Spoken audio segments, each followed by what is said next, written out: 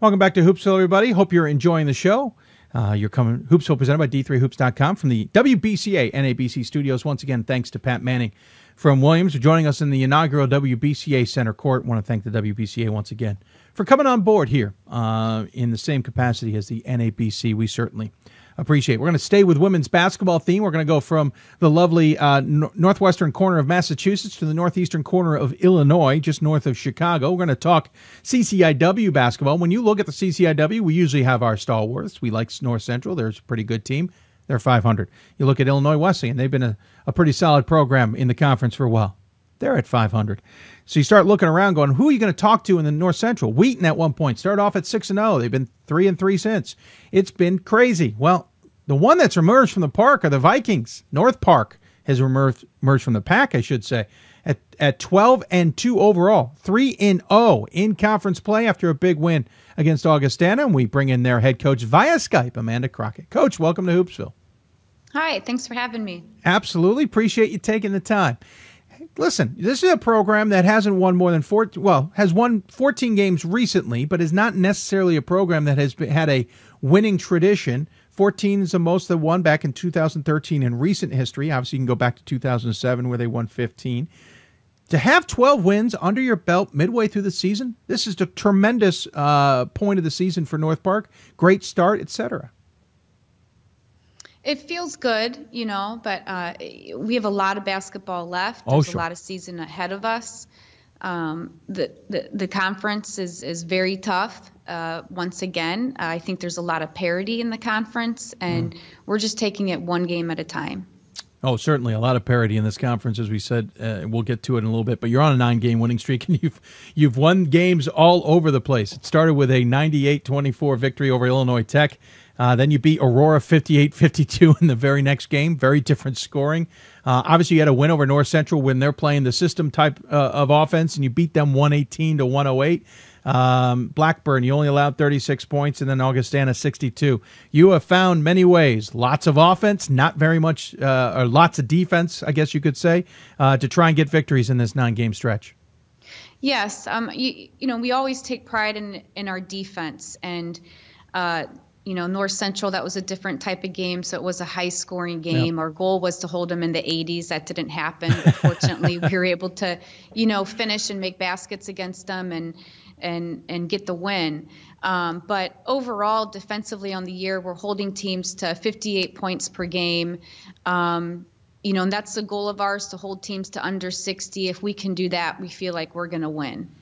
What's interesting is, you didn't hold North Central to 80, so basically you played their game, for lack of a better description, but you won that game. It shows that your talent's able to step up and even adjust in an in-game scenario and get that victory, even if it's not exactly the game plan you're going by.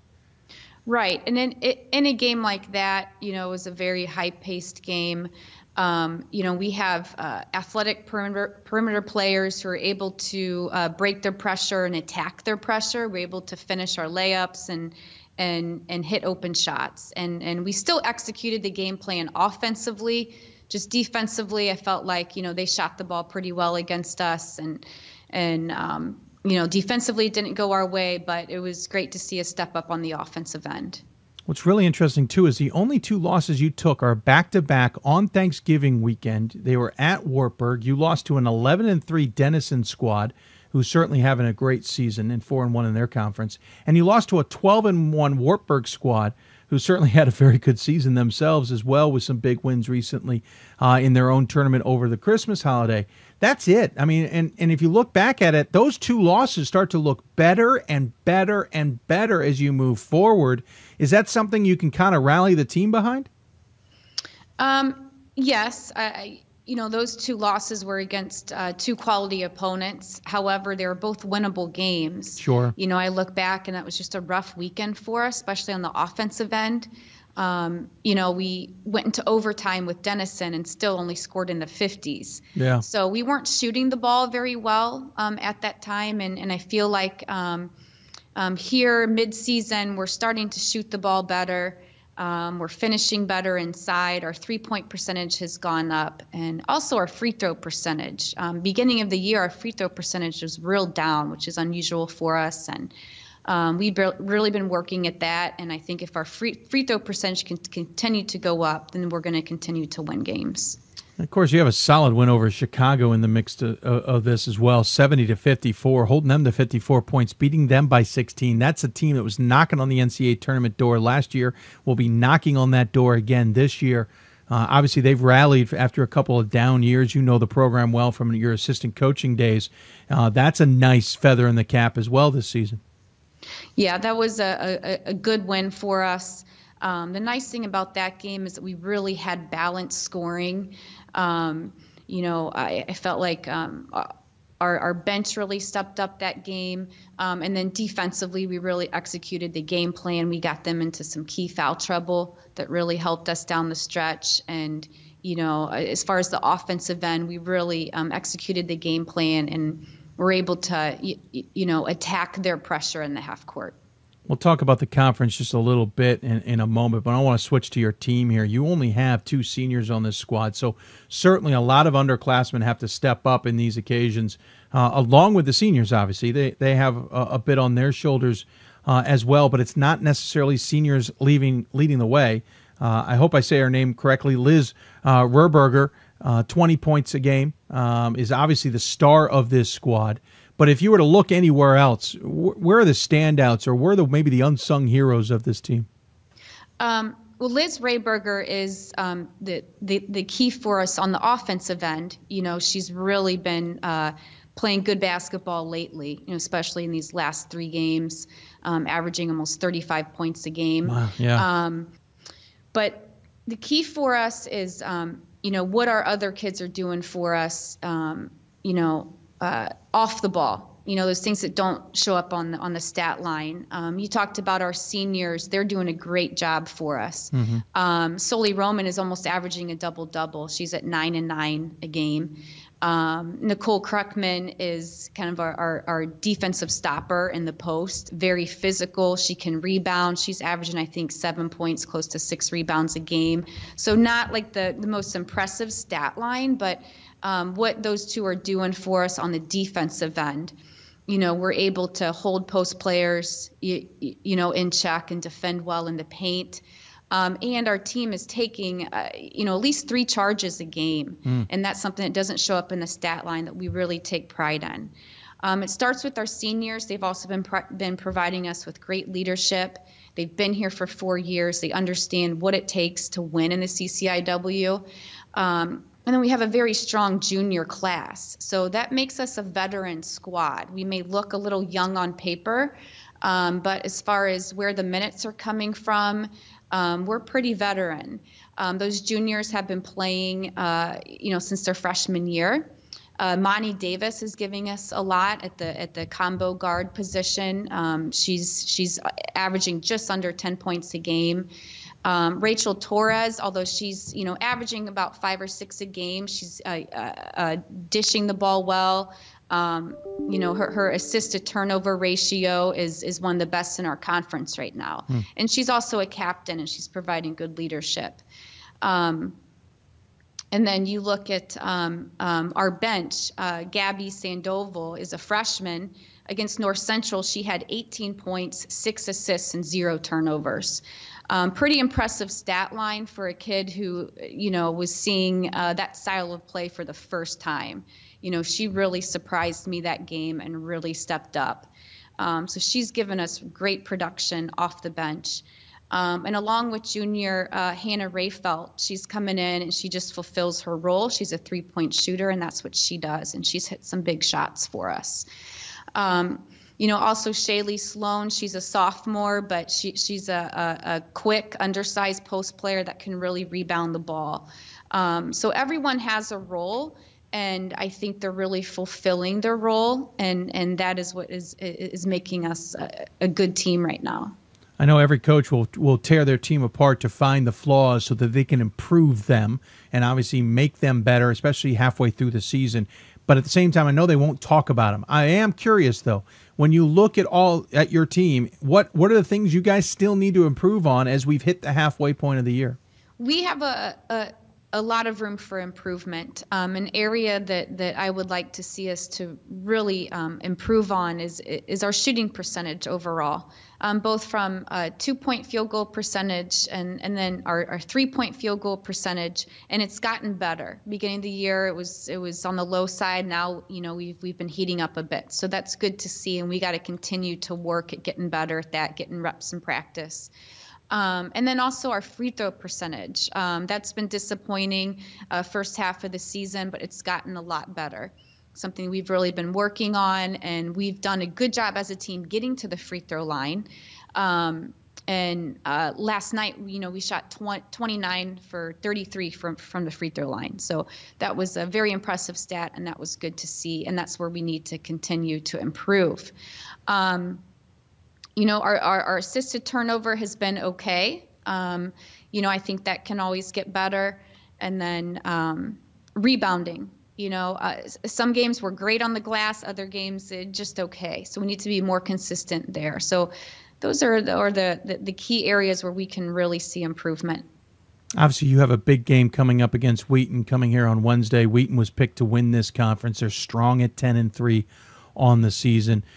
How do you prepare for this squad, having just come off a good win against Augustana?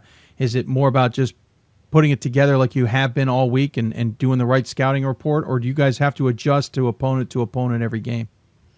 We make adjustments, but usually minor adjustments. We stick to what we do, but there's always tweaks. So I haven't seen a whole lot of game film on Wheaton yet. That's something I'm going to get to today and tomorrow.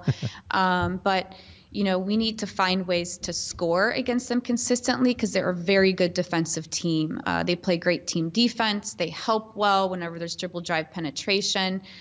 So we've got to find ways to get some easy baskets. And then defensively, Katie McDaniels is always a key, and I know that they're long, and they've got Hannah Considine who can finish inside as well. So we have our work cut out for us, but we're going to be prepared and we'll be ready. This conference, as we said at the beginning, kind of a little topsy-turvy. You look at the coaches poll at the beginning, and I realize coaches polls, especially at this point in time, absolutely mean nothing. They're more of just a media type thing. But just, it does give you an idea of what the coaches are expecting. And looking at it, Wheaton was the unanimous pick pretty much to win the conference. Carthage to finish second, North Central third, Milliken, Illinois Wesleyan, Elmhurst. You guys have finished seventh, Augustana finished eighth. 3 games in. You guys are leading the way, looking really good. Then Wheaton, then Elmhurst, then Illinois Wesleyan. Milliken's last. I know that, again, the coaches poll is a coaches poll. It's more of just kind of oh, hey, look at this.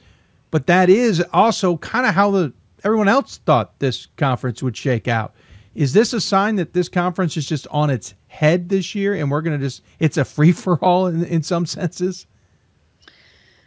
Well, there definitely is a lot of parity. I know you look at the overall record with Illinois Wesleyan and North Central and Carthage, and it may not be the most impressive record that they have. They're right around 500 or just above. But they've played an extremely tough schedule, each team. So they've played quality opponents. I think that's that their record doesn't show how good of a team that they are. Carthage is a young team. They've got good perimeter players. They're not as deep in the post as what they have been. But they've got, strong guards that can really shoot the ball. Illinois Wesleyan, I haven't seen a lot of them yet, but they still do what they do, and they've played a tough non-conference schedule. And then North Central is still a very good athletic team, and they still do what they do. And they've also played a tough schedule. So anything can happen. We're not taking any opponents for granted. We understand that every game in the CCIW is a battle. Last night we played Augustana. They're a 500 team overall right now, but they just beat Wheaton 2 games ago. Yep.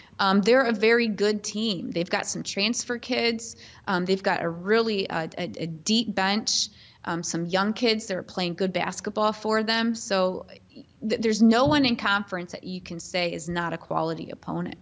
What's really interesting is the rest of your schedule is 2 games on the road, 2 games at home, 2 games on the road, 2 games at home, 2 games on the road, and then finish 1 at home. you don't have long stretches here where you're going to have to be on the road, or long stretches where you're going to get a little complacent being at home. That seems like a nice, ideal kind of schedule for you. It is ideal. I think it works out for us.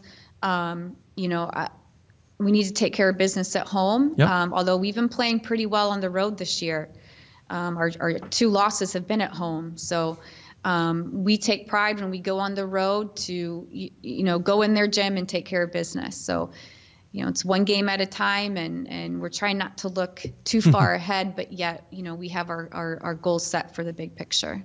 Coach, the other question I got to ask, again, 12 wins on the season already. I realize maybe not a lot of students on campus right now, but it feels like there should be a nice buzz about the Vikings women's basketball team.